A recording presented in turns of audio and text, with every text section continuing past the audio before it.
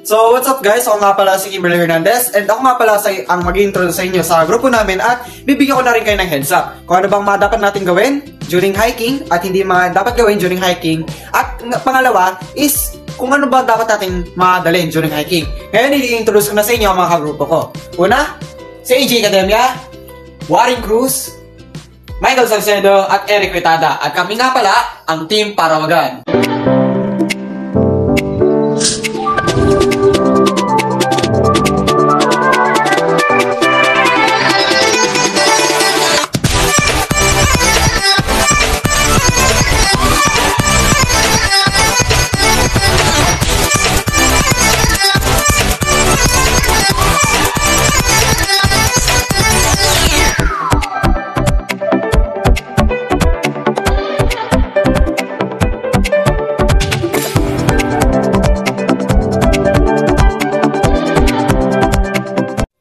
So guys, ito pala ang mga dapat natin dalhin pag tayo pupunta sa kabundukan or pupunta tayo sa Mount Parawagan.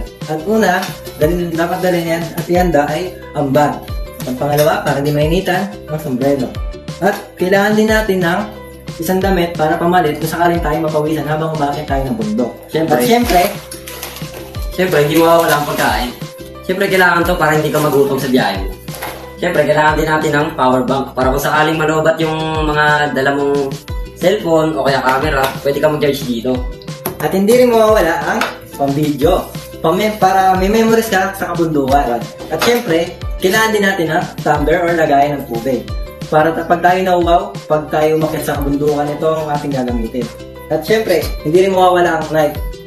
Ito ang kailangan natin para makapag-iwan ng mga sibuyas or kung gusto nyo pong magluto sa kabundukan. At hindi ka naman makakapagluto kung wala kang lutuan. At ito yung tinatawag na gas stove. And ito naman po yung kape. Kung gusto nyo magkape sa kabundukan, pwede nyo rin ito pong dalhin. Hi guys! Sasabihin namin sa inyo kung anong dapat niyang gawin o malaman bago makita ang bundok.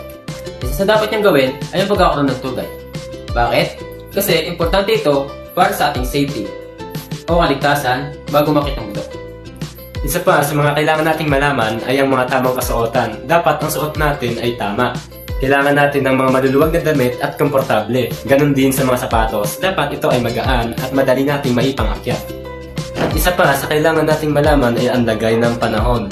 Dahil ito ay importante. Kailangan nating malaman kung ano ba ang panahon na iyon. Kung sakaling ito ay maulan, siguro wag na nating ituloy ang ating pagpunta. Dahil baka ito ay delikado dahil may mga bundok na maraming bato at matataas. Ito ay delikado kung sakaling maulan at tayo madulas. Delikado pa. Kaya, lagi natin i-check ang lagay ng panahon. So yun guys, kaagising lang po namin at antok pa yung mga kasama ko. Talo na to. Ayun, nakikita nyo ba yan? Yung mga nasa likod na yan, no? Mga nagsabing magigising ng alas 3. Anong oras na? 4. Mga hindi na matutulog, ako lang yata hindi natulog. 4:27 na po ng umaga. Ayaw po mga magsigising. Wala, ako na kayo dyan. Save na pa tayo ng kape. Let's go.